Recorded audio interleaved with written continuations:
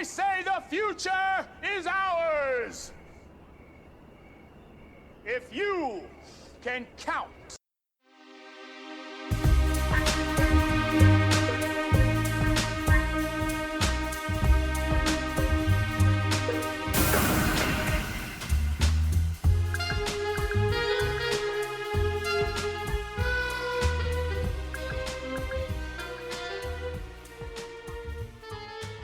Hello and welcome to Cynic Critique, the cult of cult films. I'm your host Thomas and I'm here with my brother Brian. Hello. This week we'll be discussing two Walter Hill iconic cult films, The Warriors and Streets of Fire. So we'll be kicking off with The Warriors, yeah? I mean, it was first by, 6 years? 1978? 79, isn't it? Well, I thought it was 78. 79, I'm quite certain. Anyway, okay. I want them all. I want all the warriors. What are you going to say about it? Well, it's directed by Walter Hill and then he's co-writer and then his writing partner is David Shaver. And it's based on the novel by Sol Urich. And I was going to say it's more inspired by than based on because it is very different. well, yeah, but the film itself says based on. So Okay, right. I let's thought say what they say it's based. Okay. They say it's based, but yeah, it's quite different from what I've read. I haven't read the book line, but you know what I mean. Yeah. What I read into differences sort of thing a while back. But it's got the main 9 warriors: Swan, played by Michael Beck; Ajax, played by James Remar; Snow is played by Brian Tyler; Code Cheese is played by David Harris; Cowboy is Tom McKittrick; Fox is played by Thomas G. Waits, who is uncredited on the actual film because he had issues with Walter Hill. He disagreed with quite a few things. He's the one that gets killed off because of it as well, isn't he? Yeah, they take Is he him the out. one that takes the train? Yeah, they take him out. Okay. They bring in like a stunt actor to do that. So, yeah. so I think great. And then you've got Vermin, played by Terry Mitchell, who was supposed to be killed off, but they thought he was funny and liked him, so they kept him in. Okay. Makes sense when they kill one off. That shouldn't have been. Yeah. And then you've got Rembrandt, played by Marcelino Sanchez, and Cleon is played by Darcy Wright. Leon's so cool. He is. And there's Mercy, who joins them on their adventure across New York, played by Deborah Van Valkenburg.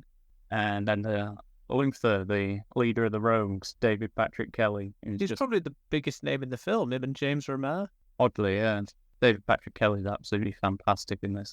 He is, and he's great in Twin Peaks as well. He actually improvised on that bit at the end. It's not just like clanging of the bottles and all that. It's the actual, like, the warriors come out to play all that. Ah, right. I knew he went and found the bottles. Yeah. And then he just... Say much more. Should we maybe do just a bit of a plot outline for Oh, yeah. that? Yeah. Don't know the film. Yeah. So, Gramercy Riffs, leader of them, Cyrus, he's like the biggest gang leader in the city of New York. He calls all the gangs together. He wants like 9 members of each gang. So they all arrive at the meet and Cyrus is killed and it's believed that Cleon, the leader of the warriors, is the one that did it. So like all the gangs pretty much gang up on the warriors and they have to get back to Coney Island in Their safe spot. Yeah, their hometown. So that's pretty much it. And it's fantastic. And although that's a pretty much simple premise, really, isn't it? It's great because it's got these pulpy action vibes and it's just executed to perfection, I would say. Yeah, I don't have any problems with this movie whatsoever. I was going to say, I don't think the movie misses a beat, to be honest. It's Like, you hear... great general aesthetic overall. Yeah, and you hear about a lot of the problems they had on set with real gang members as well. Okay. Yeah, they like painted over one of the real life gang's signs. So they had to pay that gang, and they paid another gang to protect some vehicles that were getting smashed up apparently and stuff like that. People who were living in the area were just constantly annoyed by all the noise from filming at night. Cause it was like, Yeah, the film's predominantly set in one night, isn't it? yeah. Filmed in New York. They were keeping people up like that, just trying to film. So people complaining that it was keeping them up at night, and New York's the city that never sleeps, right? Yeah. Okay, I just needed to clarify that bit. Yep. We got into this because the game. Yeah, that's how we pretty much discovered it. Yeah, the game back in 2005. Yeah, 2005. They brought out the game and they brought in all the original cast. I think there might have been a couple that didn't, but I'm not sure who. I can't remember. It was definitely a good amount of them. It was most of it. They got Waits back as well, Yeah. which is quite surprising. But he's actually said himself that he got himself fired from that film. Yeah, what, he blames his own behaviour basically. Yeah, Right. no, he should have listened to the director and all this Yeah. sort of thing. Like, he shouldn't have said. And then Only in hindsight, though, isn't it? After Yeah. seeing how such a good banger of a film it is. maybe, but he's only uncredited because they called him up after he watched the film, and he was just pretty angry about it still, and like he got himself, Yeah. and he was just like, no, I don't want to be credited on that. Okay. Yeah. That video game builds off this really well. Yeah, We played the game, I think, before seeing the film. yeah, we did. So, for those that don't know, the game in 2005 adds a whole lot of backstory to that film, building up Yeah. to the events. And basically, the film is just the last mission of the game. Yeah, did like a whole prequel to the movie. Yeah. But you get missions that were each member's like recruitment in it as well. Yeah, They just go a bit further back than just Yeah. a few weeks. Quite a it's over bit a good further course of time, isn't it, really? back. I heard prequels for each main one. Yeah. I think it's Fox. They make it seem like he might be from Chinatown because of that prequel, right. like his bit in that game. Yeah. He's like one of the only ones that isn't from Coney Island area, sort of thing, apparently. Right. According to that game, anyway. Yeah. And then there's the sequel comic book as well, which came out probably around similar time to that game. It I was think. probably like a cross-promotional piece, wasn't it? Yeah, I guess. but that's quite hard to get your hands on. Yeah, it's definitely an expensive catch if you're trying to get it. It's quite rare. But I think that's getting Ajax out of prison. Yeah, But I'm not Yeah, 100%. it's called I was Jail- gonna say it's called Jailbreak. yeah. And I think Yeah. it's the gang going back to get Ajax out. So I bet it's Yeah. a good read. I don't know. Apparently, I would hope so, because The the game- game was solid, and Yeah. like the game gives you like a whole mini series at least of backstory to the yeah. initial film. The game's great. Movie's great. Soundtrack's absolutely amazing. I mean, you think the movie's good with just the aesthetic and everything that it's got and the tone, but the soundtrack and the score match Right, it. Like it's there, and it just the score by Barry DeVos on it's one of my favorite movie scores. it's a great score. And then you've got just the songs in it itself, I think, are absolutely amazing. They get Joe Walsh to do the like main theme in the city, and he's like one of the band members from the Eagles, and they've apparently redone that on one of their albums, All right, cool. which I've never heard that version. Yeah, I'm a big fan of Nowhere to Run, Nowhere to Hide, whatever that one's called. That's I- my favorite on the Run. film. It's by Yeah. an old McCullough. That's Right. that's a great one. My favourite's Last of an Ancient Breed, Desmond Child. Every time I I watch a played movie, 10 seconds of it, If the that- intro or something. every time that I watch a movie, I forget that song gets kind of cut out, and it's absolutely amazing. The soundtrack works into the film as well, but it never really gets truly explained, I don't feel, about the woman doing the voice on the radio, Yeah, basically giving little upbeats of where the boppers are on the yeah. streets. And Every then guy. it goes into a song. And for those that have only seen John Wick 4 and have never seen this, then there's the woman talking into a radio, giving some updates of what's happening with John Wick. Yeah, Yeah, I think she even uses the word boppers, and that's a call back to this film, The Warriors, yeah. which is a Yeah. cool bit of trivia. Probably the best bit of trivia. Does that put them in the same world? Who knows? I feel like it kind of does, because the whole boppers thing and the woman on the radio just feels like it's too much of a coincidence. That Yeah, for me, it has to be the same world anyway. yeah. I can see how John Wick could be inspired by this due to Yeah. its style, its look, and the sort of thing. Yeah. They've got a very similar aesthetic themselves, aren't That they? like pulpy action with the neons and Yeah, the lights and the rain and stuff. Maybe not so much neons in this. That's more of the Streets of Fire that we're going to discuss. yeah. No, I always rate this as one of my favourites of all time, and Yeah. it's really hard to beat this film for me. Like, don't miss a beat. We were fortunate enough to get to a convention in Birmingham a few years ago. I can't remember the name of the convention. I think it might have just been the Warriors It was the Warriors con. and it was in Birmingham, and they had pretty much every warrior there but James Remar, because he was filming for Gotham at the time. Yeah. And the actress that played Mercy was jet lagged, and Yeah, it was a that's 2-day event. So Oh, I yeah. think she didn't attend the day we were there, but she was Yeah. attending the second day, so we missed out on her. Fortunately, we had met James Remar at a convention previous. Oh. Where I had him sign a copy of my DVD. I was going to get all the Warriors on the DVD, but they had a nice poster there that I chose to get signed by everyone instead. So if I can find it and get it out, I might share that poster on social media for people to see. just to rub it in that they weren't there. I'll throw it in just to prove that we are fans of this film. Not that we need to prove our fandom. I don't think anybody's gatekeeping the Warriors. They shouldn't, anyway. It's a movie that needs to be shared, I think. Anyone can like recommend a film, I'm like the Warriors. It's a film where when you know somebody that's seen it, you're like, oh, that's great, and you can talk hours about it. You can probably talk longer than the film is because it's a breezy 90-minute film, really. Hey, 90 And then- minutes. If no one's seen The Warriors, then you're really missing out, especially if you're like, I would say if you're a big fan of the first Terminator, chances are you'll like The Warriors. I feel there's a bit of an overlap aesthetic. The story beats of being on the run. Never really thought about that one. Yeah, probably. That's what I'm here for. Explains Films you didn't realise were linked. explains why I like the Terminator, I guess. Or it explains why I like the Warrior. What would you say about Walter Hill as a director? Because you've seen a lot of his films now. They're just always very gritty, very grounded films, or at least he tries to make them feel that way. Yeah. The ones I've seen of his, because I wouldn't say I've seen that many. You've probably seen more than most, I would say, the average person. Not really, because he's done quite a few, and I haven't seen, I ain't even seen half. I know, but I'm just saying that you've probably seen more than the average person.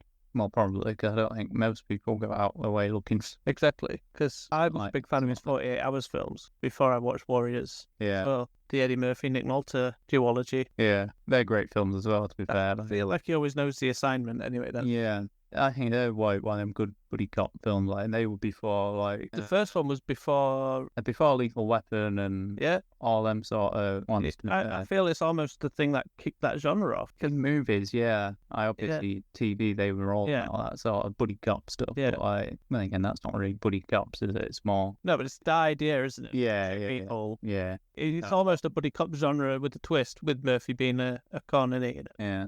I do like Walter Hill as a director. What I've seen of his films, except Tomboy, I won't say that's a great one, but that came very much later in his career. Yeah, that's been the last 10 years or so, isn't it? Yeah, If that, with Yeah. Michelle Rodriguez. yeah, yeah, yeah. You want to move on to Streets of Fire? Can do. I'll be coming for her, and I'll be coming for you too. Sure you will. And I'll be waiting. Okay, before we really discuss it, I'll just surmise the plot quickly for those that haven't seen it, because I feel more people have seen The Warriors. This is co-written as well, but this time with Larry Gross. I think he actually helped Yeah. on 48 Hours. Alright, okay. The plot of Streets of Fire is it's a mercenary is hired to rescue his ex-girlfriend, a singer who's been kidnapped by a motorcycle gang. That's what IMDb lists, which really oversimplifies it because he's just returned home. His sister's played by, I can't remember the actress's name. And you're just Joanna Valkenburg. I think she's the only cast member from Warriors. I could be wrong. There might be some other. This has a great score too, and I don't think it's the same guy. No, they have Ry Cooder on the Yeah. score. And music, to say it's a big part of this film, and it's got some pretty big writers for songs in it. I think Stevie Nicks writes one of the songs, right. and I can't remember who else writes another song. It's got a lot of original songs, Yeah, all but one, I think. yeah, and I heard the songs really play like a big part in this film, but in comparison to the Warriors, I don't feel the songs are as memorable. Yeah, which is strange because these songs, they're included in the actual film as Yeah. part of the film's setting and stuff. They are diegetic. Also, these songs are kind of important about the characters this time. Yeah, It might just be for the fact that the songs don't click for us like they did with the Warriors. 'Cause, maybe. Like, I remember liking one song in this particularly a lot, but I can't remember what that song is. I think I was like, I'm gonna hate the main one she sings. I think she sings it on the outro. This film is just so drenched in style, really, that there's no wonder those floors are always wet, is there? Like, that night. Like, Yeah, it's just dripping with style. It's just one of them films where there's not a hair out of place. no, It's so meticulously crafted, and he created quite a unique thing by mixing like a 50s and 80s aesthetics together. He's got that 50s neon noir sort of thing going on with some like 80s punk. yeah, there is quite a lot to take in on this one. Yeah, he calls the film a rock and roll fable, which I find pretty cool. Yeah, He described it, basically, he made this film of what he thought were things that were great growing up. So he said it was great then, and which I still have great affection for. Custom cars, kissing in the rain, neon, trains in the night, high-speed pursuit, rumbles, rock stars, motorcycles, jokes in tough situations, leather jackets, and questions of honor. That's what Walter Hill wanted to do with this movie, and because that was things he liked growing up. yeah, and he nails that. Exactly. It's got all of that and probably more. And this, unlike the Warriors, kind of has a bigger cast because we've got Willem Dafoe in here. Yeah, Willem Dafoe in Raven. He's the leader of the biker gang. Yeah. And you've got Bill Paxton as one of the other Yeah, members of that gang as well. And Yeah. Bill Paxton's great. Yeah, it's always And great to see Bill Paxton. Diane Lane. Today. Diane Lane, yeah. Diane Lane is the ex-girlfriend. And Yeah. She was quite young in this, apparently. yeah, Her age was in question. yeah. I think 'Cause she. They weren't sure if she was actually 18 or not. I think she was 18. Yeah, she was. Because it's common for actresses when they're trying to get work, they'll lie. So Yeah. her age was in question. Rick Moranis is also really enjoyable in this, and a bit different to you'll get him in his other roles as well. Yeah. The main guy, Michael Paré, Yeah. Paré? I'm not sure how to pronounce it. He plays the lead. Tom Cody. Yeah, which is a bloody cool name, really, isn't it? Tom Cody. I think he's a really cool guy. He's one of the Like, coolest action star names. That isn't like a Jack or a John or yeah. something like that. Guy's Tom Cody, and I think Michael Perry absolutely amazing as that character. I did a bit of research for this as well, by the way, Yeah. for trivia. Do you know what actors were considered for that role? No. This is quite fascinating. Eric Roberts. No, he's one of your favourites. He is. He's a great character actor. I love it when he... I love him, but I can't imagine him as Tom Cody. No, Tom Cruise. Which, I like Tom Cruise, but I just can't see him working in this role. No. This one is like a bigger no than Eric Roberts, I feel. Richard Gere. That's a strange choice. Yeah. Apparently it's because these were all rising stars around that time. That explains it. So this one I can see working due to films like Angel Heart. It's Mickey Rourke. Oh, Mickey Rourke. Yeah, that's the only one out of them 4 names that are cited for possibilities in the role. He's the only one I could see working in that role. Yeah, and he went with the right guy, I think. Definitely. Because similar to the Warriors, this kind of went for quite a few unknowns to like Bane. The sidekick character in this is really good as well. McCoy. Yes, she is great. She's a real standout in this film, I think. And I don't think she's a particularly big actress. Amy Madigan. I can't think of anything else she's in. No. Well, this is interesting what I found. She auditioned to be the sister. Yeah. Have you seen? Yeah. And she pushed to play the sidekick role. Yeah. Which was originally written for a man. Yeah. Well, yep, all right. Yeah, which I think, what a great change. I think the film works better with that role being a woman. It makes it different. Yeah. It stands out. And she's just great in that role with Tom Cody. They make a great dynamic together. Tom Cody and McCoy are one of the best pairings in cinema. Yeah. And this was supposed to be like the first in a trilogy by Walter Hill Hall. He was that passionate about it and thought, this is going to be huge. I've got this. Mm-hmm. No. It's sadly no traction at the box office. Yeah. I don't know how. Shame, because apparently at the time people were looking more for... It sounds like a situation we've had recently. People were looking for IP and franchise sequels that they've created anew. Due to something like Star Wars, I'm guessing. Because this was just months apart from Buckaroo Banzai. All right. And that had some way bigger names in it and failed. Yeah. So, although I don't know if them names were particularly big at the time. But that was Christopher Lloyd and John Lithgow, the RoboCop Weller, not the one from the band. Peter Weller. Yeah. I knew if I'd have said Paul Weller, it would have been wrong. Yeah, you think it never get out. Right, Weller. Yeah. I mean, this film is my jam, so... Like I said, I'm surprised that Streets of Fire didn't do very well, because it's, like say, it's got everything. Yeah. Maybe everyone's not looking for what Walter Hill wanted a movie. Maybe not. But this, I feel, is the closest thing to a sequel to The Warriors as well. Yeah. There's a certain essence about this that The Warriors has, and I think it's that pulpy action. Yeah, the style of this, everything about it. I don't know if he could have made this if he hadn't made The Warriors. No, I don't think so. I think Michael Perry and Michael Beck, who was one in The Warriors, kind of have a very similar sort of... They're not a recognised name. No. And they're like playing the lead. I think they're quite similar characters in a way. There is a sequel to this, though. Yes. Unofficial sequel. Yeah. Perry returned. And so did Valkenburg. She was back. She returns. Yeah, she was back. And that's Road to Hell. Yeah, I think it's Road to Hell. No idea what that's like, but we'll probably watch it. I've seen clips. It's just like people on a green screen for a lot of it looked like. Yeah, so if you look that up and think, oh, I don't want to watch another movie like that, don't worry. Streets of Fire was not like that. It was a real set. Yeah. It can be found on YouTube. I'm sure I found it a couple months or so ago. Yeah, it's probably still on there. No one will want to take it down, I'm sure. I don't know. We might watch it and bring it to you on the podcast. Yeah, we might. Just so you don't have to watch it. Or to find out if you need to watch it, or have to watch it, or want to watch it. Yeah. But we'll watch it so you don't have to, basically. I think that's my social duties, my calling in life. I'll watch films so you don't have to. Well, maybe. It's not a great calling.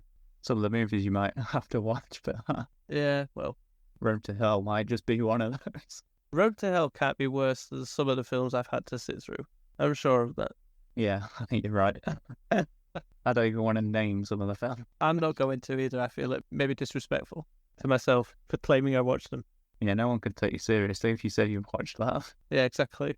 Is there anything else you want to say about these films? I could sit here and possibly talk all day, but it'd be a load of rambling, and I don't think people would want to hear me just sort of go on about how great they are, because I can't really. You can only say how great they are a couple of times, and then it's like, okay, we get the point. Yeah, it's like, this is a great film, you know. I agree. They are both great films. They're fantastic films. I would have liked to have seen the whole trilogy. I want to know how that would have played out. Yeah, I would really like to see the trilogy, to be honest. I think if the studios had let him make a second one, I think it would have maybe gained traction on home release or something. Did they have home? Yeah, they had home release in '84. Of course they did. That's the era of like video nasties, isn't it? Yeah, I think these films would have found a place eventually. I'll I get think that. some films do eventually make their money back, especially cult Yeah. films where they fail at the box office. Yeah, Then they find their audience on home release. And I think this would have been one of them, yeah. I am especially once having sequels. Yeah, Because if it weren't good, I don't think people was aware then as they are now about box office bombs, yeah, because it's plastered everywhere online now. So maybe just doing a sequel, everyone was like, oh, that film that I don't know anyone that saw it did quite well because it's got a sequel. Maybe, yeah, Friday the 13th had a movie out nearly every year of the 80s. yeah. And I like that franchise, but I mean, they're not this. It didn't start off as well as this did. No, I mean, everyone associates Jason Voorhees with Friday the 13th. It's like, okay, but he's not in the first film. Well, he kind of is. I but guess so. you know what I mean? Like, Yeah, these films definitely had potential to do better. I don't know how well The Warriors did. I don't think it did But that I- well, but a lot of people, it was quite well talked about. And Yeah. if I'm right, it's actually is it a twin movie? And there's like two films out similar, like they're a similar thing, because there was another gang movie that year with Warriors. You know what it is? Yeah, oddly, it kind of has a similar title. It's The Wanderers or something like that. The Warriors, they like rushed production on it a bit to get it out before this Wanderers movie came out. I had it found quite interesting. Might have checked that movie out at some point. The Wanderers. Yeah, Giving it a googs. but yeah, that's another gang movie, but I'm not sure if there's any similarity in plot or anything. Yeah, 79. Yeah, it's a gang movie, and like that Italian one- gang in the Bronx. It's Yeah. New York. Yeah, it was New York. And I don't know what the It's plot is. 63, though. Yeah, so that went back, and this Warriors went like, let's be slightly in the future. Yeah, The Warriors is set in the near future. For some reason, I want to say it's set in 81, but I don't think the movie actually establishes that. Yeah, it's sort of like that. It just says near future, I think. Yeah. I'm not sure. Yeah, Walter Hill, I think, really knocked out the park with these two. I'm going to have to watch more of it, but these are like my two favourites. These two. Like you said, they're just 48 hours, and I do like them. Yeah. There's a few years between those, and like they're good. I think it's like 8 years or something between one. Yeah, I remember being quite surprised. And when I first watched them, I didn't really think about it, and then like Yeah. a few years later, I was like, Yeah. The only name I recognise from The Wanderers is Karen Allen because of Indiana Jones and yeah, Starman and Animal House. And they're films I've never seen. I don't know if I should admit that on here because they're like cult films in their own right. gonna say, have you not seen Indiana Jones? No, not one. Not one Indiana Jones. Only the fourth one. The best one. And yeah. Okay. If that's all we've got to say, we should probably wrap up then. Yeah. We know what we're discussing on the next one, don't we? Believe so. Yeah, we do. Okay. So sorry for the untidy wrapping up. That's the end of the show. Thank you for joining us this week. And if you haven't given us a like and subscribe, a glowing review would also be appreciated if you want, as I believe it helps with the algorithms. Links to our socials can be found in our description. And remember to join us next week as we unearth some more gems from cinema. Next week, we're discussing a new Netflix film, 60 Minutes. And, well, it's new at the time of recording this one. It's probably going to be about a month or so old by the time the next weeks go out. But that'll be 60 Minutes from Netflix and the District 13 duology, which are a couple of French films from just over a decade ago, I would say. Yeah. 10, 15 years ago, maybe? Yeah. That's it for us. Join us next week. Thank you. Thank you.